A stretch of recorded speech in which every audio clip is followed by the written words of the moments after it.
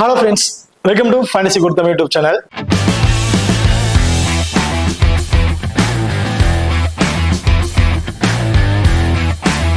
நீங்க நம்ம சேனலை சப்ஸ்கிரைப் பண்ணலைன்னா மறக்காம சப்ஸ்கிரைப் பண்ணிக்கங்க. அப்படியே பக்கத்துல பெல் ஐகான் டச் பண்ணி ஆன்ல கொடுங்க. நாங்க போடக்கூடிய வீடியோக்கள் எல்லாமே உடனுக்குடன் பாருங்க. இன்னைக்கு நம்ம இந்த வீடியோல கிராண்ட் லீக் டிப்ஸ் வீடியோ தான் வந்து பார்க்க போறோம். அதாவது கிராண்ட் லீக்ல எப்படி டீம் எல்லாம் வந்து மேக் பண்றது அப்படிங்கறத டீட்டெயிலா வந்து பார்க்க போறோம். வீடியோவை கடைசியும் ஸ்கிப் பண்ணாம பாருங்க. ஓகே, இப்போ நீங்க நம்ம டெலிகிராம் சேனல் வந்து ஜாயின் பண்ணலைன்னா மறக்காம ஜாயின் பண்ணிக்கங்க. லாஸ்ட் ஆஃப் அன் ஹவர்ல கிராண்ட் லீக் அண்ட் ஸ்மால் லீக்கோட ஒரு டெமோ டீம் வந்து கொடுக்குறோம். அந்த டீம் வந்து உங்க தகுந்தாக்குல பிளேயர்ஸா இருக்கட்டும், அல்ல கேப்டன் வைஸ் கேப்டன்ஸா இருக்கட்டும், ட்ரேஸ் பண்ணி ப்ளே பண்ணி பாருங்க. அது மட்டும் இல்லாம லாஸ்ட் ஆஃப் அன் ஹவர்ல ஸ்போர்ட்ஸ் ஆப்ல இருக்க பாப் ஆப்ஷனா இருக்கட்டும், குபேரா ஃபேண்டசி ஆப்ல இருக்க டியோ ஆப்ஷனா இருக்கட்டும், அது ரெண்டுலயுமே நாங்க எந்த ஆப்ஷன்ஸ்ல ட்ரை பண்றோமோ அதே ஆப்ஷன்ஸ்ல நம்ம டெலிகிராம் சேனல்லையும் வந்து கொடுத்துட்டு இருக்கோம். ஸோ மறக்காம நம்ம டெலிகிராம் சேனல் வந்து ஜாயின் பண்ணிக்கங்க. அது மட்டும் இல்லாம நீங்களும் நம்ம எக்ஸல்11 ஆப் வந்து இன்ஸ்டால் பண்ணலைன்னா மறக்காம இன்ஸ்டால் பண்ணிக்கங்க. டிஸ்கிரிப்ஷன்ல லிங்க் இருக்கு. Invite code FGT. நம்ம எக்ஸல்11 ஆப்பை பொறுத்த வரைக்கும் ஸ்மால் லீக்ல ப்ளே பண்ண நினைக்கிறவங்களுக்கு ரொம்ப பெஸ்ட் ஆப்ஷனா வந்து இருக்கும். மற்ற ஆப் நம்ம எக்ஸல்11 ஆப் நீங்க கம்பேர் பண்ணி பார்க்கும்போது தெரியும் நிறைய மணி டிஃபரன்ஸ் வைஸ்ல வந்து வருது. அந்த டிஃபரன்ஸ் வைஸ்ல வர அமௌண்ட் வச்சு நீங்க இன்னும் 1 or 2 கார்னர்ஸ் கூட எக்ஸ்ட்ரா வந்து ப்ளே பண்ணலாம். அது மட்டும் இல்லாம நம்ம எக்ஸல்11 ஆப்ல இந்த IPL-க்கு இன்வெஸ்ட்மெண்ட் லீடர் போர்டு அப்படிங்கிறத கொடுத்துருக்காங்க. அதுல கிட்டத்தட்ட ஒரு 550 பேருக்கு வரையும் பிரைசஸ் வந்து கொடுக்குறாங்க. மொதல் 3 பிரைஸ் வந்து பார்த்தீங்கன்னா Mahindra Thar, Mahindra and BMW bike, royal enfield bike சொல்லி கிட்டத்தட்ட பயங்கரமான பிரைசஸ் வந்து கொடுத்துட்டு இருக்காங்க. ஸோ மறக்காம நம்ம எக்ஸல்11 ஆப் வந்து இன்ஸ்டால் பண்ணி ட்ரை பண்ணி பாருங்க. டிஸ்கிரிப்ஷன்ல லிங்க் இருக்கு. Invite code FGT. Okay, grand league tips video தான் வந்து பார்க்க போறோம். ஸோ இதுக்கு முன்னாடி நிறைய சேனல்ல நிறைய பேர் வந்து grand league tips video, grand league team எப்படி மேக் பண்றது அப்படிங்கலாம் வந்து சொல்லியிருக்கிறாங்க. அதெல்லாம் வந்து பாத்தீங்கன்னா பழைய பாயிண்ட் சிஸ்டத்தை வச்சு சொல்லியிருப்பாங்க. ஸோ நிறைய நார்த் இந்தியன்ஸ் எல்லாம் பாத்தீங்கன்னா எக்கச்சக்க சேனல்ஸ் வந்து நார்த் இந்தியா, தமிழகம் எல்லாருமே வந்து பாத்தீங்கன்னா பழைய பாயிண்ட் சிஸ்டத்தை வச்சு தான், அதாவது ஓல்ட் பாயிண்ட் சிஸ்டத்தை வச்சு மட்டும்தான் கிராண்ட் லீக் டிப்ஸ் வீடியோ வந்து போட்டிருக்காங்க. கிராண்ட் லீக் டீம் எப்படி மேக் பண்றது அப்படிங்கிறதெல்லாம் வந்து சொல்லியிருக்காங்க. அப்படியே இந்த நியூ பாயிண்ட் சிஸ்டத்தை வச்சு இது வரைக்கும் எனக்கு தெரிஞ்ச வரைக்கும் யாருமே வந்து வீடியோ போட்டது கிடையாது. பழைய டீம் பழைய வீடியோஸ்லாம் ஓகே தான். கிராண்ட் லீக் பழைய டீம் போட்டது இருக்கட்டும் எல்லாமே ஓகே தான், நல்லா வியூஸா இருந்துச்சு, எல்லாத்துக்குமே சப்போர்ட்டிங்கா இருந்துச்சு. பட் இப்போ நியூ பாயிண்ட் சிஸ்டத்தை வந்து கொண்டு வந்திருக்காங்க.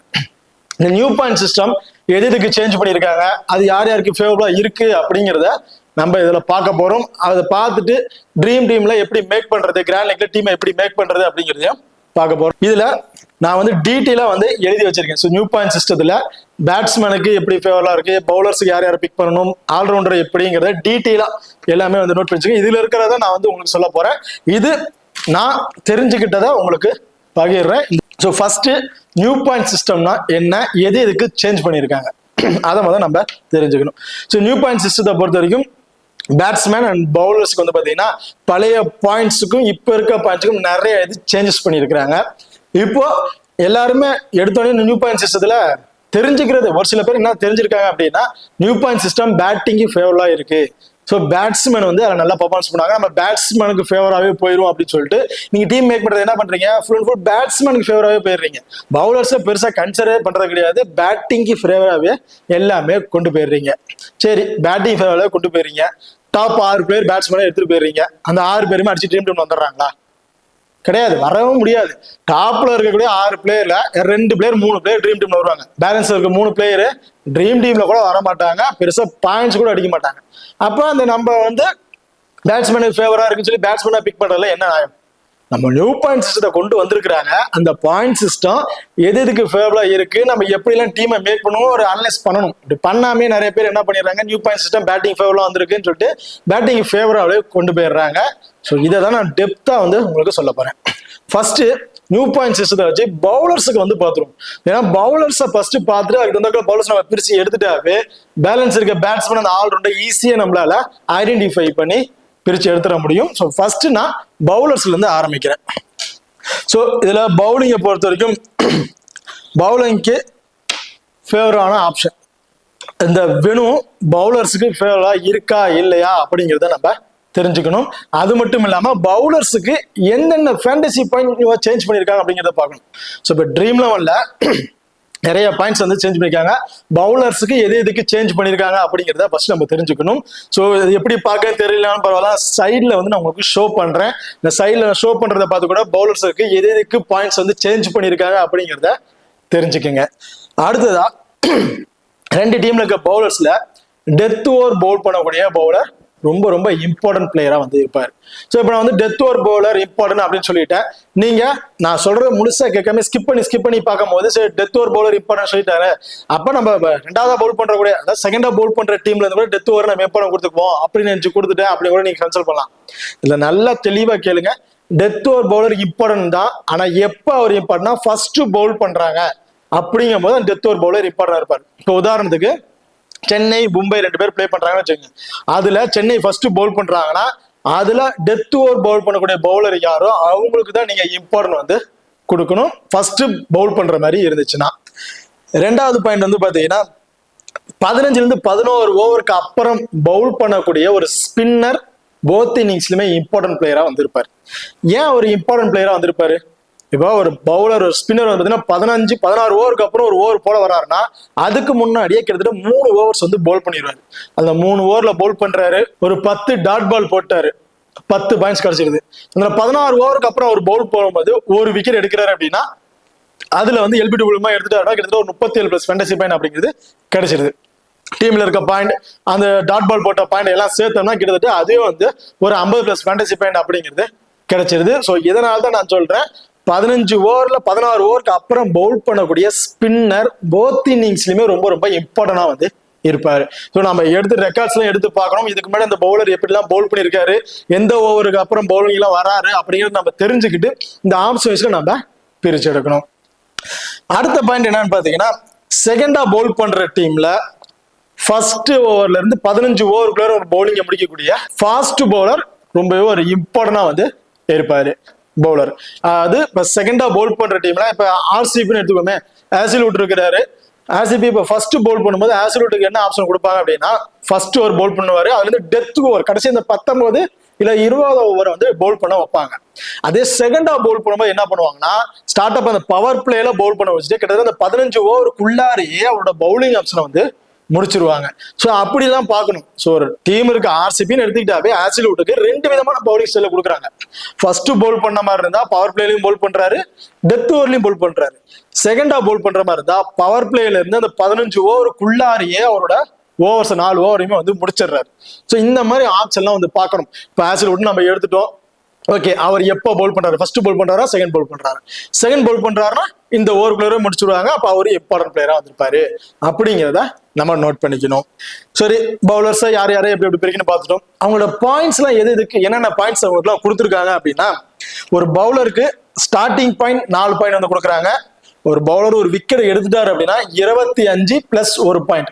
ஏன் அந்த +1 பாயிண்ட் அப்படிங்கிறன்னா அந்த விக்கெட் எடுத்துட்டாங்கன்னா அது வந்து டாட் பால் கணக்குல வந்துடும். அப்போ ஒரு டாட் பால் போட்டா 1 பாயிண்ட் வருது. அப்போ ஒரு பவுலர் ஸ்டார்டிங் பாயிண்ட் 4 ஒரே ஒரு விக்கெட் மட்டும் எடுக்கிறாங்கன்னா ஒரு 26 டோட்டலா 30 பாயிண்ட்ஸ் வந்து கிடைச்சிருது. அந்த விக்கெட் எல்பிடபிள்யூ எடுக்கிறாங்க அப்படின்னா 8 பாயிண்ட் எக்ஸ்ட்ரா 8 பாயிண்ட் வந்து கிடைக்கும். ஸோ 31 ஒரு 26 ஒரு 8ங்கும் போது கணக்குல பண்ணி பாருங்க, கிட்டத்தட்ட அது ஒரு ஹியூஜ் பாயிண்ட்ஸ், ஒரு 50 பாயிண்ட்ஸ் அப்படிங்கிற டீம்ல இருக்க பாயிண்ட்ஸ் சேர்த்து ஒரு 50+ ஃபேண்டசி பாயிண்ட் அப்படிங்கிறது கிடைச்சிடும். அது மட்டும் தான் இருக்கா அப்படின்னா கிடையாது. எக்கனாமிக்கலா பவுல் பண்றாரு ஒரு பவுலர் அப்படின்னா அவர் எந்த அளவுக்கு ரேஞ்சிங்ல ஒரு 4.5ல பவுல் பண்றாரா 5.6 ஸோ இந்த மாதிரி பாயிண்ட்ஸ் எல்லாம் வந்து பார்ப்பாங்க. அதுக்கு தகுந்தாக்குல 2 பாயிண்ட் 4 பாயிண்ட் 6 பாயிண்ட்ங்க எக்கனாமிக்கலா பவுல் பண்றவங்களுக்கு பாயிண்ட்ஸ் வந்து கொடுக்குறாங்க. அது மட்டும் இல்லாம ஒவ்வொரு டாட் பாலுக்கும் ஒவ்வொரு பாயிண்ட்ஸ். ஸோ இந்த மாதிரிலாம் பவுலர்ஸுக்கு ஃபேவரான பாயிண்ட்ஸ்லாம் வந்து கொடுத்துட்டு இருக்காங்க. ஸோ அப்போ நம்ம 2 டீம்ல இருந்து ஃபர்ஸ்ட் பவுல் பண்ற பிளேயர் யாரு, செகண்டா பவுல் பண்ற பிளேயர்ஸ் யாருன்னு தனியா எடுத்து அவங்க கிடைக்கிற பாயிண்ட்ஸை கால்குலேட் பண்ணி போட்டாவே ஈஸியா அந்த பிளேயர்ஸ் வந்து யாராவது இம்பார்ட்டன்ட் பிளேயர் வந்தா நம்மளால பிக் பண்ணிட முடியும். ஓகே, இப்போ பவுலர்ஸுக்கு நான் ஆல்ரெடி சொன்னதான் நியூ பாய்ஸ் வச்சு எல்லாம் பேட்டிங் ஃபேவர்னு போயிடும். இப்போ நான் வந்து பவுலர்ஸுக்கு என்னென்ன ஆப்ஷன் இருக்குன்னு சொல்லிட்டேன். ஒரு பவுலர் ஒரே ஒரு விக்கெட் எடுக்கிறாரு, அது எல்பிடபிள்யூ எடுக்கிறாரு, கிட்டத்தட்ட ஒரு 37+ ஃபேண்டசி பாயிண்ட் வந்து வந்துடும். அண்ட் டீம்ல இருக்கக்கூடிய ஒரு 4 பாயிண்ட் டாட் பால் போடுறாரு, எக்கனாமிக்கலா பவுல் பண்றாரு, இப்பெல்லாம் சேர்த்தோம்னா கிட்டத்தட்ட அவருக்கு வந்து பாத்தீங்கன்னா ஒரு 45 50+ ஃபேண்டசி பாயிண்ட் வந்து கிடைச்சிடும். அந்த பாயிண்ட்ஸை எடுக்கணும்னா ஒரு பேட்ஸ்மேன் மினிமம் 25 ரன் ஆச்சு அடிக்கணும். அப்படி அடிச்சா மட்டும்தான் இப்ப நியூ பாயிண்ட்ஸ் இதெல்லாம் வச்சு பார்த்தோம்னா ஒரு 45 50+ ஃபேண்டசி பாயிண்ட் வந்து கிடைக்கும். அப்படி இல்லாம 15 ரன்னு 10 ரன்னு 20 ரன்னு அப்படி அடிச்சாங்கன்னா அதுக்கு நம்ம பவுலர்ஸே வந்து பிக் பண்ணிட்டு போயிடலாம். ஸோ இதுதான் நான் சொல்ல வர்றது. நியூ பாயிண்ட் சிஸ்டம் பேட்ஸ்மேனுக்குன்ட்டு ஃபுல் அண்ட் ஃபுல் கண்மூடித்தனமா வந்து போயிடாதீங்க. இப்போ நம்ம அடுத்த பாயிண்ட் வந்து பார்ப்போம். ஃபர்ஸ்ட் பவுலர்ஸுக்கு என்னங்கிறத டீட்டெயிலா வந்து சொல்லிட்டேன். ரெண்டாவது பாயிண்ட் என்னன்னு பாத்தீங்கன்னா ஆல்ரவுண்டர் வந்து பார்க்க போறோம். இந்த ஆல்ரவுண்டர்னு சொல்லிட்டாவே எல்லாரும் என்ன இருப்பாங்க, ரெண்டு விதமா ஃபேண்டசி பாயிண்ட் வரவங்க எல்லாமே ஆல்ரவுண்டர்ஸ் அப்படி சொல்லுவாங்க. ஸோ அவங்களும் ஆல்ரவுண்டர் தான், இல்லைன்னு சொல்ல கிடையாது. அந்த ஆல்ரவுண்டரே ரெண்டு விதமா வந்து பிரிக்கலாம். அதாவது பேட்டிங் ஆல்ரவுண்டர், பவுலிங் ஆல்ரவுண்டர் அப்படின்னு ரெண்டு விதமா வந்து பிரிக்கலாம். இப்போ ஃபர்ஸ்ட் நம்ம பேட்டிங் ஆல்ரவுண்டர் அதுல யார் யாருக்கு இம்பார்ட்டன்ட் கொடுக்கணும் அப்படிங்கிறத நான் வந்து சொல்லிடுறேன். பேட்டிங் ஆல்ரவுண்டர் பொறுத்த வரைக்கும் டாப் 6ல 2வது 3வது 4வது இந்த ஆர்டர்ல இருக்கக்கூடிய பேட்டிங் ஆல்ரவுண்டர் யாராச்சும் இருந்தாங்கன்னா அவங்களுக்கு நீங்க ரொம்ப ரொம்ப இம்பார்ட்டன்ட் கொடுத்துக்கணும். போத் இன்னிங்ஸ்ல கூட நீங்க இம்பார்ட்டன்ட் கொடுத்து ட்ரை பண்ணி பார்க்கலாம். ஏன் அப்படின்னா ஸோ டாப் ஆர்டர்ல டாப் 6ல வந்து பார்த்தீங்கன்னா 2வது 3வது 4வது ஸோ 2வதுனா இன்னிங்ஸ் ஓப்பன் பண்ணுவாரு 1 down 7 ஸோ இந்த மாதிரி காம்பினேஷன் நம்ம வச்சுக்கலாம். ஸோ இந்த மாதிரி இருக்கிறதுல ஒரு ஆல்ரவுண்டர், அதுவும் பேட்டிங் ஆல்ரவுண்டர் வராரு அப்படின்னா டாப் 6க்குள்ள அந்த 3 இடத்துல பேட்டிங்ல வந்துடுறாரு. பேட்டிங்ல வந்து ஒரு 20+ ஸ்கோர் அடிக்கிறாரு வச்சுக்கோ, எக்ஸாம்பிளுக்கு ஒரு 20+ ஸ்கோர் அடிக்கிறாருன்னா ஒரு 40+ ஃபேண்டசி பாயிண்ட் வந்து கிடைச்சிருது. பவுலிங்ல மினிமம் 2 ஓவராச்சும் வந்து பவுல் பண்ணிடுவாரு. இந்த 2 ஓவர் பவுல் பண்றாரு, ஒரு விக்கெட் எடுக்கிறாரு அப்படின்னா டீம்ல இருக்க பாயிண்ட்லாம் சேர்த்து கிட்டத்தட்ட அவருக்கு ஒரு 70-80+ ஃபேண்டசி பாயிண்ட்டுக்கு மேல வந்து கிடைச்சிரும். ஸோ அப்படி இருக்கும்போது அவங்களுக்கு நீங்க இம்பார்ட்டன்ட் கொடுத்தீங்கன்னா ரொம்ப பெஸ்டா இருக்கும். அதுல அவங்களுக்கு நீங்க கேப்டன் அண்ட் வைஸ் கேப்டன் கூட கொடுத்து ட்ரை பண்ணி பார்க்கலாம். ஏன்னா ஒரு பேட்டிங் ஆல்ரவுண்டர் டாப் ஆர்டர்ல பேட்டிங் வந்துடுறாரு, அதாவது 2வது 3வது 4வது பொசிஷன்ல வந்து இருக்காரு, பேட்டிங் ஆர்டர் வந்துடுறாரு, பேட்டிங்ல ஸ்கோர் பண்ணிடுறாரு.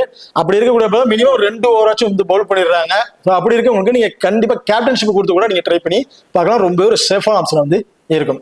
இப்போ உதாரணத்துக்கு வந்து பாத்தீங்கன்னா அந்த பேட்டிங் ஆல்ரவுண்டர் யார் யாரு அப்படின்னு பாத்தீங்கன்னா Sunil Narine, Will Jack, Maxwell. So இந்த மாதிரி ஆப்ஷன்ஸ்ல இருக்க பிளேயர் வந்து so Sunil Narine innings open பண்றாரு, Will Jack 1 down, Maxwell 2nd down. So இந்த மாதிரி காமெண்ட்ஸ்ல வந்து வராங்க. ஸோ இவங்க பேட்டிங்லயும் வந்து ஸ்கோர்ஸ் பண்றாங்க, பவுலிங்கும் வந்து பண்றாங்க. ஸோ இப்படி இருக்கும்போது இவங்களுக்கும் நீங்க கேப்டன் கொடுத்து ட்ரை பண்றது ரொம்ப பெஸ்டா இருக்கும். இவங்க எல்லாம் போத் இன்னிங்ஸ்லயுமே ரொம்ப இம்பார்ட்டன்ட் பிளேயரா வந்து இருப்பாங்க. அடுத்ததா இப்ப நம்ம பவுலிங் ஆல்ரவுண்டர் வந்து பாத்துருவோம். பவுலிங் ஆல்ரவுண்டர்லாம் யார் யார் அப்படின்னு பாத்தீங்கன்னா அந்த 5th and 6th இந்த பொசிஷன்ல வரக்கூடிய bowling all rounder. Bowling ஆல்ரவுண்டர்லாம் 7th 8th இந்த பொசிஷன்ல கூட வருவாங்க. ஸோ பேட்டிங்ல வந்தவங்க ஏதாவது கான்ட்ரிபியூட் பண்ணுவாங்க, அவங்கள நம்ம பிக் பண்ணிடக்கூடாது. டாப் 6லயே 5வது 6வது பொசிஷன்ல வரக்கூடிய பவுலிங் ஆல்ரவுண்டருக்கு ஒரு இம்பார்ட்டன்ட் கொடுத்துக்கணும். ஸோ அது யார் யார் அப்படின்னு பாத்தீங்கன்னா இதுல வந்து அக்சல் பட்டேல் இருக்காரு, ஷாம் கரன், ஜடேஜா. ஸோ இவங்களாம் வந்து பாத்தீங்கன்னா அந்த டாப் 6க்குள்ளே அவங்க பேட்டிங் ஆர்டர் வந்துருவாங்க. பவுலிங் ஆல்ரவுண்டர் ஏன் இவங்க பவுலிங் ஆல்ரவுண்டர் சொல்றோம் பாத்தீங்கன்னா இவங்கலாம் வந்து 4 ஓவருமே வந்து பவுல் பண்ணிடுவாங்க. ஸோ பேட்டிங் ஆர்டர் வந்து பாத்தீங்கன்னா பேட்டிங்ல கான்ட்ரிபியூட் பண்ணிடுவாங்க அண்ட் மினிமம் 2 ஓவராச்சும் இந்த மாதிரி காம்பினேஷன்ல பவுல் பண்ணிடுவாங்க. பட் பவுலிங் ஆல்ரவுண்டர் வந்து எடுத்துக்கிட்டீங்கன்னா 4 ஓவருமே வந்து பவுல் பண்ணிடுவாங்க. பேட்டிங் ஆப்ஷன் அவங்களுக்கு ஒரு கேள்விக்குறியா இருக்கும். என்னடா இவன் கேள்விக்குறியா இருக்காங்க யோசிக்காதீங்க. என்ன அப்படின்னா பேட்டிங் ஆப்ஷன் வந்து இங்க டாப் ஆர்டர்ல இருக்கவங்க 4 பேர்ல 5 பேர் பேட்டிங்கை முடிச்சிட்டாங்கன்னா பெருசா உங்களுக்கு பேட்டிங் வாய்ப்பு கிடைக்காது. ஸோ அப்படியே பேட்டிங் வாய்ப்பு கிடைச்சாலும் கடைசி கட்டத்துல தான் வருவாங்க. அவங்களால பெரிய ஸ்கோர்ஸ் வந்து எடுத்து கொண்டு போக முடியாது. ஸோ அப்படி இருக்கும் போது அந்த ஒரு கேப்டன் வைஸ் கேப்டனுக்கு கொஞ்சம் ரிஸ்கான ஆப்ஷன் வந்து போயிடுவாங்க. ஸோ எல்லா மேட்சுமே அது நடக்குமாங்கிறது கிடையாது. பட் இந்த ஐபிஎல்ல தவிர்த்துட்டு மற்ற மேட்சஸ்க்குலாம் நம்ம போனோம்னா பேட்டிங் ஃபேவரா இருக்குமாங்கிறது கிடையாது. ஸோ எப்படி வேணா சேஞ்ச் ஆகலாம். ஸோ அப்படி இருக்க டைமிங்ல ஸோ எல்லா மேட்ச்லயுமே வந்து இவங்களுக்கு பேட்டிங் கிடைக்கும்னு சொல்ல முடியாது, எல்லா மேட்ச்லயுமே இவங்களுக்கு பேட்டிங் கிடைக்காதுன்னு சொல்ல முடியாது. பேட்டிங் ஆர்டர் இன்கேஸ் டீம் ஏதோ கொலாப்ஸ் ஆயிடுச்சுன்னா இவங்க பேட்டிங் வந்தாங்கன்னா நல்லா ஸ்கோர் பண்ணுவாங்க. ஸோ அந்த மாதிரி டைமிங்ல நம்ம அவங்கள பிக் பண்றது நல்லா இருக்கும்.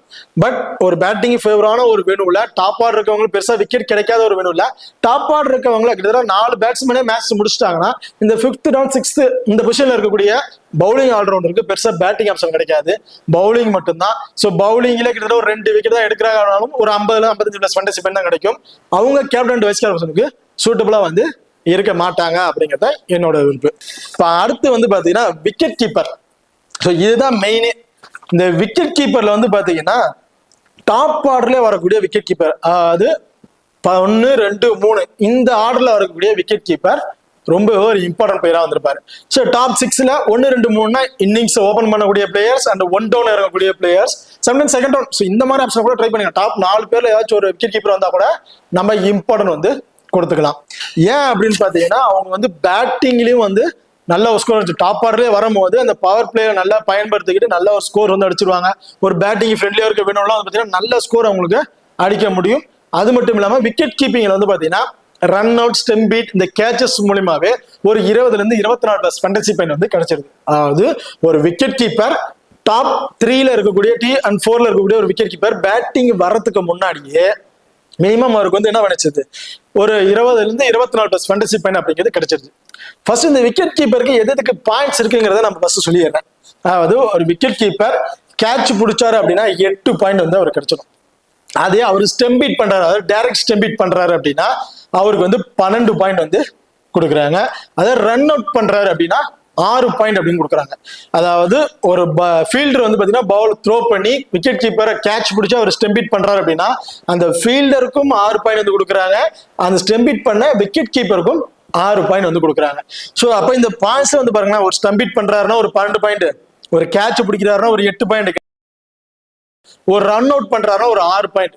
கிட்டத்தட்ட இதுலயே வந்து பாத்தீங்கன்னா 26 பிளஸ் ஃபேண்டசி பாயிண்ட் வந்துருச்சு. டீம்ல 4 பாயிண்ட்ஸ் 30 பிளஸ் ஃபேண்டசி பாயிண்ட் அப்படிங்கிறது கிடைச்சிருது பேட்டிங் ஆர்டர் வரதுக்கு முன்னாடியே. அண்ட் அவங்க டாப் 3ல பேட்டிங் ஆர்டர் வரும்போது அவங்க பேட்டிங்ல இருந்து ஒரு 25 பிளஸ் ஸ்கோர் அடிச்சிட்டாவே போதும், ஒரு 50 பிளஸ் ஃபேண்டசி பாயிண்ட் கிடைச்சிடும். ஆல்ரெடி கிடைச்ச ஒரு 30 பிளஸ் ஃபேண்டசி பாயிண்ட் போது கிட்டத்தட்ட ஒரு 85 பிளஸ் ஃபேண்டசி பாயிண்ட் ஓவரால கிடைக்க வாய்ப்புகள் இருக்கு. ஸோ அதுல யார் யார் இருக்காங்க ஒரு எக்ஸாம்பிள் பார்த்தீங்கன்னா இப்ப ஐபிஎல் எடுத்துக்கோமே, குயின்டன் டிகாக் இருக்காரு, ரிக்கில்டன், ரிஷப் பண்ட். ஸோ கிட்டத்தட்ட ஐபிஎல்ல எனக்கு தெரிஞ்ச வரைக்கும் தோனியை தவிர்த்து எல்லா பிளேயர்ஸுமே கொஞ்சம் டாப்லயே வந்துடுறாங்க. பேட்டிங் ஆப்ஷன் டாப் 4க்குள்ளாரியே அவங்க பேட்டிங் ஆர்டர் வந்துடுறாங்க, விக்கெட் கீப்பிங் பண்ணக்கூடிய பிளேயர். ஸோ அப்படி இருக்கும் போது அந்த பிளேயர்ஸ்க்குலாம் நம்ம இம்பார்ட்டன்ட் கொடுத்துக்கிறது ரொம்பவே பெஸ்டா வந்திருக்கும். அடுத்து வந்து பாத்தீங்கன்னா பேட்ஸ்மேன். ஸோ பேட்ஸ்மேனோட நியூ பாயிண்ட் சிஸ்டம் அதைத்தான் நம்ம இப்ப பார்க்க போறோம். நான் ஸ்டார்ட் அப்லயே வந்து பேட்ஸ்மேனை பத்தி சொல்ல கிடையாது.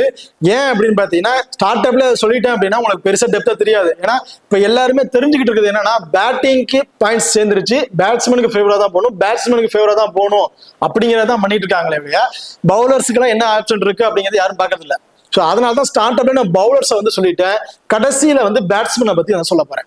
இப்போ இந்த கடைசியில பேட்ஸ்மேனை சொல்லும் போது உங்களுக்கு நல்லாவே புரியும். ஸோ இப்போ பேட்ஸ்மேனுக்கு இந்த மாதிரி தான் ஆப்ஷன் இருக்குது போல அப்படிங்கிறது உங்களுக்கு கரெக்டாக ஐடென்டிஃபை பண்றதுக்கு புரிய வரும். இந்த பேட்ஸ்மேன்ல வந்து பாத்தீங்கன்னா நியூ பாயிண்ட் சிஸ்டம் என்னங்கிறது நான் சைட்ல வந்து ஷோ பண்றேன், அதையும் நல்லா பாத்துக்குங்க. இப்போ பேட்ஸ்மேன் நியூ பாயிண்ட் சிஸ்டத்தை வந்து பார்த்துட்டு எல்லாம் என்ன பண்ணிடுறீங்க, ஓகே பேட்டிங் எல்லாருமே டாப் 6 பிக் பண்ணிருங்க, பேட்டிங் வந்து பாயிண்ட் இருக்கு 25% அடிச்சிட்டாவே போதும், அவர் 50-60% வந்துருவாரு, ஓகே நம்ம ட்ரீம்ல வந்துடலாம் அப்படின்னு நினைச்சு ப்ளே பண்றீங்க. நான் கேட்கறது ஒன்னே ஒன்று தான், இப்போ ஐபிஎல்ல பேட்டிங்க்கு ஃபேவரா கொடுத்துட்டாங்க. ஸோ ஸ்டார்ட் அப் வந்து எல்லாம் பேட்டிங் ஃபேவரா போகுது, ஹை ஸ்கோர் வினுவாவே இருக்கு, பேட்ஸ்மேன் நல்லாவே ஸ்கோர் பண்றாங்க. இப்போ ஐபிஎல் கிட்டத்தட்ட 4 மேட்ச் வந்து முடிஞ்சிருக்குன்னு வச்சுக்கோ. இந்த 4 மேட்சஸ்ல எந்தெந்த பிளேயர்ஸ் ஹை ஸ்கோர் அடிச்சிருக்காங்கன்னு பாருங்க. டாப்பா இருக்க பேட்ஸ்மேன் எல்லாருமே ஹை ஸ்கோர் அடிச்சிட்டாங்களா? ஏதாவது 2 பேர் அடிச்சிருப்பாங்க, இல்ல 3 பேர் அடிச்சிருப்பாங்க, மற்றவங்களாம் 5 ரன் 10 ரன் மொதல் பால் இப்படியே அவுட் ஆகிட்டு போயிருப்பாங்க. ஸோ அப்படி இருக்கும்போது நம்ம எல்லாமே பேட்ஸ்மேனா கொண்டு போய் என்ன பிரயோஜனம், ஒரு யூஸுமே இல்லையே. அதாவது பவுலருக்கு அப்ப நம்ம இம்பார்ட்டன் நம்ம கொடுக்கல அப்படிங்கிறது தெரியுது இதுல இருந்து. ஸோ அப்படி இருக்கும்போது ஃபர்ஸ்ட் ஒரு பேட்டிங்க்கு பிளேயர்ஸ் ஒரு பேட்ஸ்மேனுக்கு ஃபேவரா நீங்க போறீங்க அப்படின்னா முதல் அந்த பேட்டிங், அதாவது ஒரு டீம் இப்ப சன்ரைசர்ஸ் ராஜஸ்தான் ராயல்ஸ் இவங்க 2 பேர் பிளே பண்ணிக்க, அவங்க எந்த பிச்சில் பிளே பண்ண போறாங்க அப்படிங்கிறத நம்ம தெரிஞ்சுக்கணும். அந்த பிச்சு பவுலிங்க்கு ஃபேவரா இருக்கா பேட்டிங்க்கு ஃபேவரா இருக்கான்னு நம்ம பார்க்கணும். சரிங்க, இப்ப ஐபிஎல் எல்லாமே பேட்டிங் ஃபேவரா இருக்குங்க, ஐபிஎல் தவிர்த்து வெளியே போறீங்க மற்ற மேட்சஸ் இன்டர்நேஷனல் மேட்சஸ்க்கு போறீங்க, அப்ப அந்த வேணும் பேட்டிங்க்கு ஃப்ரெண்ட்லியா இருக்குதா பவுலிங்க்கு ஃப்ரெண்ட்லியா இருக்கா நம்ம பார்க்கணும். அதை விட்டு நம்ம எதுவுமே பார்க்காம பவுலிங்க்கு ஃப்ரெண்ட்லியா இருக்க வினுல போயிட்டு பேட்ஸ்மேனுக்கு ஃபேவரா போனோம்னா நம்மளால எப்படி கிராண்ட் லீக்ல வின் பண்ண முடியும்? அப்படி சொல்லி முடியாது. பேட்டிங்க்கு ஃப்ரெண்ட்லியா இருக்க வேணும்ல பேட்டிங்க்கு ஃபேவரா போலாம், பவுலிங்க்கு ஃப்ரெண்ட்லியா இருக்க வேணும்ல பவுலிங்க்கு ஃபேவரா போலாம். நீங்க இந்த ஒரு கேள்வி கேட்கலாம், பிரதர் பேட்டிங் அண்ட் பவுலர் 2 பேருக்குமே ஃப்ரெண்ட்லியா இருக்க எப்படி போறது அப்படின்னா அந்த ரிசல்ட் பாருங்க. லாஸ்ட் 5 மேட்சோட ரெக்கார்ட்ஸ் வந்து பாருங்க. பேட்டிங் அண்ட் பவுலிங் ரெக்கார்ட்ஸ் இருக்கும் போது பேட்ஸ்மேன் எந்த அளவுக்கு ஸ்கோர் அடிச்சிருக்காங்க, பவுலர்ஸ் எந்த அளவுக்கு விக்கெட்ஸ் எடுத்திருக்காங்க, எந்த மாதிரி பவுலர்ஸ்க்கு விக்கெட்ஸ் கிடைச்சிருக்குன்னு பாருங்க. அதை பார்த்து நீங்க ஒரு பிளேயர்ஸ் வந்து நீங்க செலக்ட் பண்ணுங்க. அடுத்த பாயிண்ட் என்ன அப்படின்னு பாத்தீங்கன்னா பேட்ஸ்மேன்ல எல்லாருமே ட்ரை பண்றது என்னன்னு பாத்தீங்கன்னா இப்போ ஒரு பேட்ஸ்மேன் எடுத்துட்டோம், அந்த பேட்ஸ்மேன் ஸோ பேட்டிங் ஃபேவரா இல்லை பேட்ஸ்மேன் கண்ண முடித்தனவும் போட்டுறோம். ஆனா பேட்ஸ்மேன் ஆப்ஷன் என்னன்னு பாக்குறோமா? கிடையாது. உதாரணத்துக்கு ரோஹித் சர்மா எடுத்துட்டோம்னு வச்சுக்கோங்களேன், Rohit Sharma left arm fast medium bowler வந்து ரொம்ப ரொம்ப வீக், கிட்டத்தட்ட ஃபாஸ்ட் பவுலர் வீக்கா தான் இருக்காரு. பட் லெஃப்ட் ஆர்ம் ஃபாஸ்ட் பவுலர்ட்ட 10ல 8 மேட்ச்ல விக்கெட் இழக்கிறாருன்னா right arm fast bowler 1 or 2 மேட்ச்ல தான் விக்கெட் இழக்கிறாரு. ஸோ அப்ப எந்த அளவுக்கு அவர் வீக்கா இருக்காரு லெஃப்ட் ஆர்ம் ஃபாஸ்ட் பவுலர்னா 90% அவர் வீக் அப்படின்னு சொல்லலாம். அவர் வந்து இயர்ல விக்கெட்டை வந்து இழந்துருவாரு. இப்போ உதாரணத்துக்கு இப்ப சென்னை மேட்ச் நடந்துச்சு, சென்னை மும்பை மேட்ச் நடந்துச்சு, அதுல வந்து Khaleel Ahmed left arm fast medium bowler power பிளேல ஒரு விக்கெட் வந்து தூக்கிட்டாரு. ரொம்பவே சிரமப்பட்டார். அவர் பால் அடிக்கிறதுக்கே சிரமப்பட்டார், விக்கெட் எடுத்துட்டார். ஸோ இந்த மாதிரி ஒவ்வொரு பேட்ஸ்மேனுமே நம்ம இன்டு டெப்த் வந்து செக் பண்ணணும். ஸோ இப்போ ரோஹித் சர்மா எடுத்துட்டோம். Rohit Sharma left arm fast medium bowler வீக்கா இருக்காரு. ஆப்போனன்ட் டீம்ல இருக்கக்கூடிய பவுலர்ஸ்ல left arm fast medium bowl பண்ணக்கூடிய பவுலர் யாராச்சும் இருக்காங்களா, அந்த பவுலர் ஸ்டார்டிங் பவர் பிளேலயே பவுல் பண்ணுவாரா அப்படிங்கிறத நம்ம தெரிஞ்சுக்கணும். அப்படி தெரிஞ்சுக்கிட்டு அப்படி ஒரு பவுலர் இருக்கிறாரு அப்படின்னா, அதுவும் குவாலிட்டியான ஒரு பவுலர், கண்டிப்பா விக்கெட்டிங் ஆப்ஷன்ல ஒரு பவுலர் இருக்காரு அப்படின்னா கண்டிப்பா அந்த இடத்துல ரோஹித் சர்மாவை நீங்க தவிர்த்துட்டு மற்ற பிளேயரை நீங்க பிக் பண்ணிக்கலாம். இல்ல அந்த இடத்துல ஒரு லெஃப்ட் ஆர்ம், அந்த ஆப்போனன்ட் டீம்ல left arm fast medium bowler இல்ல, right arm fast medium bowler இந்த மாதிரி தான் இருக்காங்க அப்படின்னா கண்டிப்பா அந்த இடத்துல ரோஹித் சர்மா ரொம்ப ரொம்ப இம்பார்ட்டன்ட் பிளேயரா வந்திருப்பாரு. அவர் எல்லா பாலுமே விசிற ஆரம்பிச்சிருவாரு, அடிச்சு ஆட ஆரம்பிச்சிருவாரு. அவர் கம்மியான பால்ல ஒரு 25-30+ ஸ்கோர்னு அடிச்சு ஒரு 60-70+ ஃபேண்டசி பாயிண்ட்ங்கிறத போயிருவாரு. ஸோ இப்படிலாம் நம்ம ஒரு பிளேயர்ஸை வந்து இன்டு டெப்தா வந்து தெரிஞ்சுக்கணும். அடுத்ததான் வந்து பாத்தீங்கன்னா செகண்ட் டவுன் அண்ட் தேர்ட் டவுன்ல வரக்கூடிய ஃபாரின் பிளேயர்ஸ். ஐபிஎல்ல நிறைய ஃபாரின் பிளேயர்ஸ் வந்து பிளே பண்றாங்க இல்லையா, அவங்கள second down and third down play பண்ணக்கூடிய ஃபாரின் பிளேயர்ஸ் யாராச்சும் இருக்காங்களான்னு பார்க்கணும். அதுக்கு ஆப்போனண்டா பவுல் பண்ணக்கூடிய பவுலர்ஸ்ல ஒரு லெக் பிரேக் பவுலரா குவாலிட்டியான ஒரு லெக் பிரேக் பவுலர் யாராச்சும் இருக்காங்களா அப்படிங்கறத பார்க்கணும். ஏன் ஃபாரின் பிளேயர்ஸ் வந்து வந்தாங்கன்னா, செகண்ட் அண்ட் தேர்ட் டவுன் வந்தாங்கன்னா லெக் பிரேக் பவுலர் குவாலிட்டியான ஸ்பின்னர்ஸ், லெக் பிரேக் ஸ்பின்னர் இருக்கணும்னு சொல்றேன். அப்படின்னா ஃபாரின் பிளேயர் மோஸ்ட்லி 90% கூட நீங்க வச்சுக்கலாம், மோஸ்ட்லி வந்து என்ன பண்றாங்க, ஸ்பின்னர்ட்ட ரொம்ப ரொம்ப வீக். ஃபாரின் பிளேயர்ஸ் எடுத்துட்டாவே ஸ்பின்னர்ட்ட ரொம்ப ரொம்ப வீக்கா இருக்காங்க. அதுலயும் லெக் பிரேக் பால் போடக்கூடிய ஸ்பின்னர் முக்காவாசி பிளேயர்ஸ் விக்கெட் வந்துருவாங்க. ஸோ அப்படி இருக்கும்போது ஒரு ரைட் ஹேண்ட் பேட்ஸ்மேன், ஒரு ஃபாரின் பிளேயர்ஸ் வராங்க, left hand spinner, leg break bowl பண்ணக்கூடிய ஒரு பவுலர், கண்டிப்பா அவருக்கும் இவங்களுக்கும் ஒரு பேட்டில் இருக்க வாய்ப்புகள் இருக்கு. ஏன்னா இவங்க ஒரு செகண்ட் டவுன் தேர்ட் டவுன் வரும்போது கண்டிப்பா அந்த ஸ்பின் பவுலர்ஸும் வந்து பவுல் பண்ண ஆரம்பிச்சிருவாங்க. ஸோ அப்படி இருக்கும்போது ஒரு ஃபாரின் பிளேயர் அந்த செகண்ட் டவுன் தேர்ட் டவுன் வரும்போது இந்த ஸ்பின்னர் டாமினேட் பண்ண ஆரம்பிச்சிருவாங்க. அப்படி இருக்கும்போது விக்கெட் இழக்கிறதுக்கான நிறைய வாய்ப்புகள் வந்து இருக்கு. ஸோ இப்போ வேணும் ஹை ஸ்கோர் வேணும் தான், டார்கெட் 200+ மேல போயிட்டாங்க, ஸோ அடிச்சுதான் ஆடணும் அப்படிங்கும் போது கண்டிப்பா விக்கெட்ஸ் வந்து இழந்துருவாங்க. இதுல இப்ப எக்ஸாம்பிளுக்கு வந்து பாத்தீங்கன்னா சகல் இருக்காரு அண்ட் ரஷித் கான். ஸோ ரஷித் கானை சொல்லலாம், சகலை சொல்லலாம். இவங்க ரெண்டு பேரும் பார்த்தா நல்ல ஒரு குவாலிட்டியான ஸ்பின்னர், லெக் பிரேக் ஸ்பின்னர், நல்ல விக்கெட்டிங் சொல்லக்கூடிய பவுலர். ஸோ அப்படி இருக்கும்போது அவங்க வர டவுனுக்கு ஆப்போனன்ட் டீம்ல ஏதாச்சும் ஒரு ஃபாரின் ஃபாரின் பிளேயர்ஸ் இருக்காரா, பேட்ஸ்மேன் இருக்காரா, செகண்ட் டவுன் தேர்ட் டவுன் வரக்கூடிய பேட்ஸ்மேன் இருக்காரான்னு பார்த்துட்டு நீங்க டீமை மேக் பண்ணி அந்த பிளேயர்ஸை பிக் பண்றது ரொம்ப பெஸ்ட் ஆப்ஷனா வந்திருக்கும். ஓகே, இப்ப அடுத்து வந்து பாத்தீங்கன்னா பேட்ஸ்மேனுக்கு இருக்கக்கூடிய அட்வான்டேஜஸ் என்ன அப்படிங்கிறத பார்த்துருவோம். ஒரு பேட்ஸ்மேன் ஒரு ரன் அடிக்கிறாரு அப்படின்னா ஒரு பாயிண்ட் ஃபேண்டசி பாயிண்ட் வந்து கொடுக்குறாங்க. அது 4 ரன், ஒரு 4 அடிக்கிறாரு அப்படின்னு ஒரு பேட்ஸ்மேன் ஒரு 4 அடிக்கிறாரு அப்படின்னா 8 பாயிண்ட் எக்ஸ்ட்ரா வந்து கொடுக்குறாங்க. ஒரு 6 அடிக்கிறாரு அப்படின்னா 12 பாயிண்ட் வந்து எக்ஸ்ட்ரா வந்து கொடுக்குறாங்க. இப்ப உதாரணத்துக்கு வந்து பாத்தீங்கன்னா இப்ப ரோஹித் சர்மாவே எடுத்துக்கோங்க, ஒரு 25+ ரன் அடிக்கிறாரு, ஒரு 2 4 2 6 அடிச்சாரு அப்படின்னா கிட்டத்தட்ட அவருக்கு ஒரு 50 ஒரு 55+ ஃபேண்டசி பாயிண்ட் அப்படிங்கிறது கிடைச்சிடும். வெறும் 25+ ஸ்கோர் அடிச்சு 50 55+ ஃபேண்டசி பாயிண்ட் வந்து கிடைச்சிரும். இதை மட்டும்தான் நீங்க தெரிஞ்சுக்கிட்டு என்ன பண்றீங்க, ஸோ அப்போ இந்த பிளேயர் வந்து ஒரு 20+ ஸ்கோர் அடிச்சாருன்னா ஒரு 40-45+ ஸ்கோர் போயிடும், ஒரு பவுலர் 2 விக்கெட் எடுக்கிறது இவர் வந்து அடிச்சுட்டு போயிடுறாரு அப்படின்னு மட்டுமே யோசிக்கிறீங்க இல்லையா. பேட்ஸ்மேனுக்கு என்னென்ன ஆப்ஷன் இருக்கு, அது எந்தெந்த மாதிரி பவுலர் வீக்கா இருக்காரு, யார் எந்தெந்த ஆப்ஷன்ல பிக் பண்ணணும் அப்படிங்கிறத நீங்க பாக்குறது இல்லை.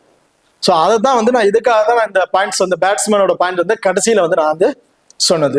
அடுத்து வந்து பாத்தீங்கன்னா ரொம்ப ரொம்ப இம்பார்ட்டன்ட் விஷயம், பிச்சோட ரிப்போர்ட். இந்த பிச்சோட ரிப்போர்ட் வந்து கிட்டத்தட்ட மேட்ச் ஸ்டார்ட் ஆகிறதுக்கு முன்னாடி பிச்சோட தன்மை என்ன அப்படிங்கிறத ரிப்போர்ட் வந்து சொல்லுவாங்க. அதுக்கப்புறம் பிச்சோட டைமென்ஷன் வந்து சொல்லுவாங்க, பவுண்டரி டைமென்ஷன் வந்து சொல்லுவாங்க. அந்த டைமென்ஷன்ல ஒரு சின்ன கிரவுண்டா இருக்குது அப்படின்னா அந்த ஸ்கொயர் பவுண்டரிஸ்ல வந்து பாத்தீங்கன்னா ரொம்ப பக்கமா வந்திருக்கும், ஒரு 50 55 60 இந்த மாதிரி பக்கமான டைமென்ஷன் வந்திருக்கும். அப்ப அந்த வெனுவுக்கு அந்த ஸ்கொயர் பவுண்டரிஸ்ல அடிக்கக்கூடிய பிளேயர்ஸ் யாரு அப்படிங்கிறத நம்ம தெரிஞ்சுக்கணும். இப்போ எக்ஸாம்பிளுக்கு லியாம் லிவிங்ஸ்டன் வந்து பாத்தீங்கன்னா நல்லா ஸ்கொயர் பவுண்டரியா நல்லா பிளே பண்ணுவாரு. ரோஹித் சர்மா ஃபுல் ஷாட் நல்லா ஆடுவாரு, ஸ்கொயர் பவுண்டரிஸ்ல நல்லா சூப்பர் ஆடுவாரு. ஆண்ட்ரூ ரசல் அவரெல்லாம் சொல்லவே தேவையில்ல, ஸ்கொயர் பவுண்டரி வெளுத்து கட்டுவார். ஸோ இப்போ இந்த மாதிரி பிளேயர்ஸ்லாம் வந்து இருக்காங்க. கிட்டத்தட்ட அந்த 60 மீட்டர் 55 60 மீட்டர் அந்த எல்லாம் இருக்குன்னா அதெல்லாம் வந்து சும்மா நம்ம சின்ன குழந்தைங்களுக்கு பந்து தூக்கி போட்டு அடி அப்படிங்கிற மாதிரி தான் அழகா தட்டி விட்டு பவுண்டரிஸ் 6 ட்ரை பண்ணிட்டு போயிடுவாங்க. ஸோ நம்ம மெயினா பார்க்க வேண்டியது பிளேயர்ஸை பிரிச்சுட்டோம் எல்லாம். அதுல சின்ன கிரவுண்டா இருக்கு, அந்த சின்ன கிரவுண்டுல ஸ்கொயர் பவுண்டரிஸ்ல அடிக்கக்கூடிய பேட்ஸ்மேன் யார் இருக்கா அப்படிங்கிறத மெயினா வந்து பார்க்கணும். இதெல்லாம் பாக்குறீங்க, ஓகே. ஸோ இதெல்லாம் பார்த்துட்டு அவுட்ஃபீல்டு எப்படி இருக்குது, ஸ்கொயர் பவுண்டரிஸ் எப்படி இருக்கு எல்லாமே பார்த்து இது பண்ணிடுறீங்க. இதுல இன்னொரு முக்கியமான என்ன அப்படின்னா, ஸோ இப்போ ஸ்கொயர் பவுண்டரி சின்னதா இருக்கு, ஆப்போனன்ட் டீம்ல ஸ்கொயர் பவுண்டரிஸ் அளவு பயன்படுத்தி அடிக்கக்கூடிய பிளேயர் ரோஹித் சர்மா இருக்காரு, லிவிங்ஸ்டன், ஸோ இந்த மாதிரி ஏதோ பிளேயர் இருக்காரு எக்ஸாம்பிளுக்கு வச்சுக்கோங்க. அப்போ நம்ம பவுலர்ல எந்த மாதிரி பவுலர்ஸை பிக் பண்ணோம் அப்படின்னா, அவுட் சைடு அந்த ஆஃப் ஸ்டம்ப்ல பவுல் பண்ணக்கூடிய பவுலர்ஸுக்கு தான் நம்ம இம்பார்ட்டன் கொடுக்க முடியும். கிட்ட ஸ்கொயர் பவுண்டரிஸ் நல்லா ஒரு பேட்ஸ்மேனுக்கு எப்படி அடிப்பாரோ அதுக்கு தகுந்த பவுல் பண்ணக்கூடிய பவுலர்ஸ் நம்ம ட்ரை பண்ணோம்னா ஈஸியா அடிச்சுட்டு ஸ்கோர் எடுத்துட்டு போயிட்டே இருப்பாங்க, பவுலர்ஸுக்கு விக்கெட்டே கிடைக்காது.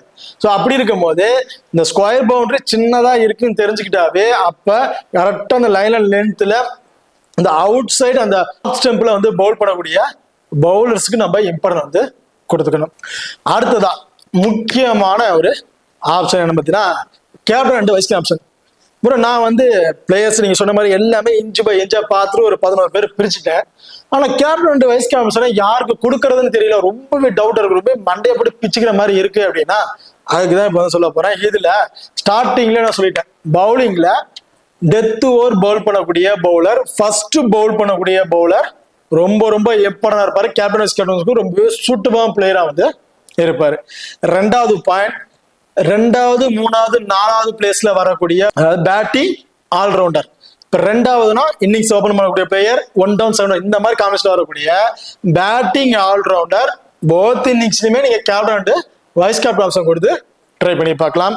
அண்ட் விக்கெட் கீப்பிங்ல ஒன்னாவது இன்னிங்ஸ் ஓபன் பண்ணக்கூடிய பிளேயர்ஸ் அண்ட் 1 down இறங்கக்கூடிய பிளேயர், இன்னிங்ஸ்ல ஓபன் பண்ணக்கூடிய 2 பிளேயர்ஸ் இருக்காங்க அண்ட் 1 down இறங்கக்கூடிய பிளேயர். இந்த 3 பிளேயர்ல ஏதாச்சும் ஒரு விக்கெட் கீப்பர் வந்தாங்க அப்படின்னா அவங்களுக்கு நீங்க ஒரு கேப்டன் அண்ட் வைஸ் ஆப்ஷன் கொடுத்து ட்ரை பண்ணி பார்க்கலாம். ஓகே, இப்போ எல்லாமே டீட்டெயிலா வந்து பார்த்துட்டோம். இதுல லாஸ்டா ஒரு ரொம்ப ரொம்ப முக்கியமான ஒண்ணு, செலக்டிங் பர்சன்டேஜ். ஸோ இது என்ன செலக்டிங் பர்சன்டேஜ் அப்படின்னா, இப்போ நீங்க ஒரு 11 பிளேயர் பிக் பண்றீங்க, அந்த 11 பிளேயரோட பாயிண்ட்ஸ் கால்குலேட் பண்ணீங்கன்னா 650ல இருந்து 680க்குள்ள இருக்கணும். இப்போ உதாரணத்துக்கு இப்போ ரோஹித் சர்மா எடுத்துட்டா 80% வந்து பிக் பண்ணியிருப்பாங்க, விராட் கோலி 90%, ருத்ராஜ் கைக்வாட் அவர் 70-80%. ஸோ இந்த மாதிரி பிக் பண்ணியிருப்பாங்க. நம்ம என்ன ஒண்ணு பண்றோம் தப்பு அப்படின்னா, எல்லாருக்கும் தெரிஞ்ச பிளேயர் டக்குன்னு ட்ரீம் 11ல அந்த 11s வந்து பாக்குறோம், பார்த்தோன்னா ரோஹித் சர்மா ஓகே, விராட் கோலி ஓகே, இதுல யாரு ரசில் ஓகே, அப்படி பிக் பண்ணுங்க அப்படின்னு சொல்லி நமக்கு தெரிஞ்ச நமக்கு மண்டையில இருக்கிற பிளேயர்ஸ் டக்கு டக்குன்னு பிக் பண்ணிடுறோம். ஸோ அப்படி பிக் பண்ணி நம்ம கேப்டன் கேப்டன் போட்டு என்ன யூஸ், ஒரு யூஸுமே இல்லை. ஒரு 85% ஒரு பிளேயர்ஸை பிக் பண்ணியிருக்காங்க அப்படின்னா எத்தனை பர்சன்டேஜ் எத்தனை பீப்புள் அவங்க வந்து ட்ரை பண்ணியிருப்பாங்கன்னு யோசிச்சு பாருங்க. ஸோ அப்படி இருக்கும்போது நம்மளை யூஸ் பண்ண பெருசா நம்ம வின் பண்ணவே முடியாது. இந்த பாயிண்ட் சிஸ்டத்தை கரெக்டா தெரிஞ்சுக்கிட்டு நான் சொன்ன விஷயங்கள்லாம் கரெக்டா பார்த்து இந்த பாயிண்ட் சிஸ்டம் மூலமா கால்குலேட் பண்ணி நீங்க பிளேயர்ஸை பிக் பண்ணீங்கன்னா இந்த ஐபிஎல் முடியறதுக்குள்ளார உங்களால ஒரு ஹியூஜ் அமௌண்ட் உங்களால வின் பண்ண முடியும். என்னென்ன அப்படின்னு பார்த்துக்கோம். இப்போ உதாரணத்துக்கு ஒரு பிளேயர் 80% இருக்காரு. ஸோ இந்த பாயிண்ட்ஸ் வந்து நான் சைட்ல ஷோ பண்றேன். ஸோ இந்த பாயிண்ட் சிஸ்டம் என்ன அப்படின்னா, செலக்டிங் பர்சன்டேஜ் என்னன்னா 650ல இருந்து 680க்குள்ள இருக்கணும். ஸோ அப்படி இருந்துச்சுன்னா நீங்க பிக் பண்ணியிருக்க டீம் கண்டிப்பா ஒரு ஹியூஜ் அமௌண்ட் உங்களால வின் பண்ண முடியும். அது எப்படி பிக் பண்றது அப்படின்னா, ரோஹித் சர்மா ஒரு 80%, ருத்ராஜ் கைக்வாட் ஒரு 60%. இன்னும் சொல்ல போனோம்னா இப்ப ஹர்ஷித் ராணா வந்து பாத்தீங்கன்னா ஒரு 5%. ஸோ எக்ஸாம்பிளுக்கு தான் சொல்றேன், நான் வந்து இவங்களும் இந்த பர்சன்டேஜ் தான் இருக்காங்கன்னு சொல்ல கிடையாது. ஒரு எக்ஸாம்பிளுக்கு தோனி ஒரு 10%, ஹர்ஷித் ராணா ஒரு 5%, இன்னும் வருண் சக்கரவர்த்தி 5%. சும்மா எக்ஸாம்பிளுக்கு இந்த மாதிரி பிளேயர்ஸ் எடுத்துக்கோங்க. இப்போ அவங்களோட பர்சன்டேஜ் நீங்க ஒரு 11 பேரை பிக் பண்ணிருக்கீங்க, அந்த 11 பிளேயரோட செலக்டிங் பர்சன்டேஜ் எத்தனை பிளேயர் அவரை பிக் பண்ணிருக்காங்க அப்படிங்கிறத பார்த்து ட்ரீம் லெவல்லே கரெக்டா ஷோ பண்ணுவாங்க. ஸோ ட்ரீம் லெவல்ல எல்லா ஆப்லயுமே வந்து ஷோ பண்றாங்க. ஸோ ட்ரீம் லெவல் சொன்னா எல்லாத்துக்கும் ஈஸியா ஐடென்டிஃபை ஆயிருமே சொல்றேன், வந்து ட்ரீம் லெவல் சொல்றேன். நான் வந்து தனியா வந்து ப்ரொமோட்டமா கிடையாது, எல்லா ஆப்லயுமே வந்து சொல்றாங்க. ஸோ அப்படி இருக்குமா அந்த பர்சன்டேஜை நீங்க கால்குலேட் பண்ணி இது பண்ணீங்கன்னா கிட்டத்தட்ட 650ல இருந்து 680க்குள்ள வந்துருச்சு அப்படின்னா உங்களால கிராண்ட் லீக்ல ஒரு ஹியூஜ் அமௌண்ட் வந்து வின் பண்ண முடியும். ஓகே, இவ்வளவுதான். ஸோ இந்த கிராண்ட் லீக்ல நியூ பாயிண்ட் சிஸ்டத்தை வச்சு டீமை மேக் பண்றதுக்கு இந்த விஷயங்கள் தெரிஞ்சா மட்டுமே போதும். உங்களால இந்த ஐபிஎல் சீசன் இல்ல, என்டையர் இந்த மேட்சஸ் ஃபுல்லாவே அடுத்த பாயிண்ட் அவங்க சேஞ்ச் பண்ற வரைக்குமே இதெல்லாம் உங்களுக்கு பயனுள்ளதாக இருக்கும். உங்களால பெரிய அமௌண்ட் உங்களால வின் பண்ண முடியும். ஓகே, இப்போ இந்த வீடியோ வந்து உங்களுக்கு பிடிச்சிருக்கு நம்புறேன். ஸோ இந்த வீடியோ பிடிச்சிருந்துச்சு அப்படின்னா மறக்காம லைக் பண்ணுங்க அண்ட் ஷேர் பண்ணுங்க, சப்ஸ்கிரைப் பண்ணுங்க. இந்த வீடியோ பத்தி கருத்துக்கள் இருந்தா மறக்காம கமெண்ட் பண்ணுங்க. தேங்க்யூ.